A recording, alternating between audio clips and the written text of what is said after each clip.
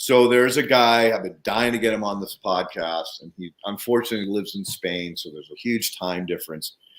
His name is Alex. He spent years playing around with this, and he called me because he had the same problem you had. My arometer doesn't read accurate. I need accuracy. He goes, I've spent $1,000, $1,500 on a sensor, and I've spent $5 on a sensor, and neither one of them work in this.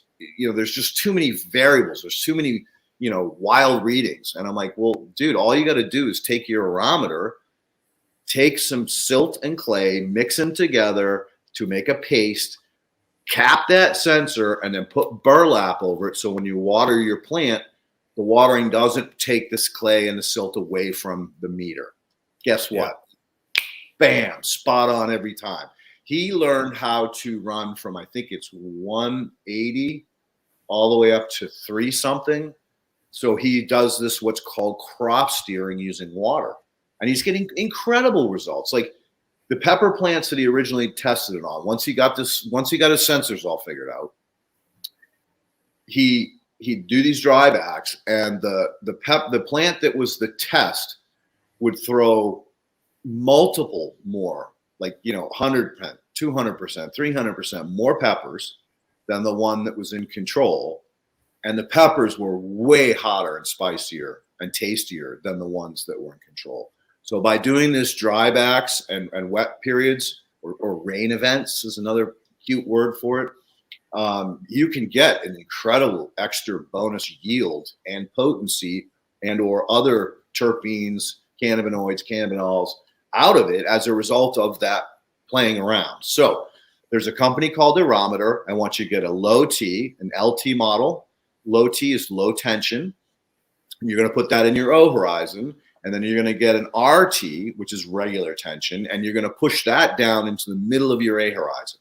And you're going to put them right next to each other so you can see what's going on in those horizons.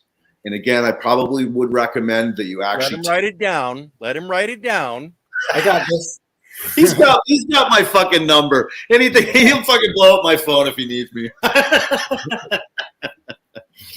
So, and again, I would recommend that you take the LT and wrap it with the silt and the clay and burlap, just again to prevent from, when you do top watering, it washing off. Because what that clay and silt do is help to harvest the moisture, the actual moisture value, the vapor value that's locked up in your O horizon.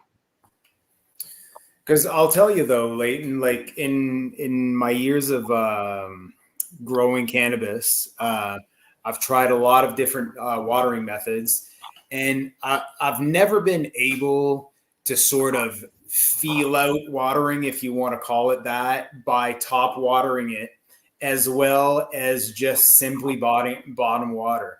So my whole career in my facility so far, everything is based on capillary action and bottom watering. So like, what are your thoughts on that? Just letting the plants wick up by capillary action. I guess I know your thoughts. You believe more in drybacks and stuff like that, but I've just had this problem with this one cultivar. Other than that, capillary action has been like giving me, I find it's been giving me perfect watering.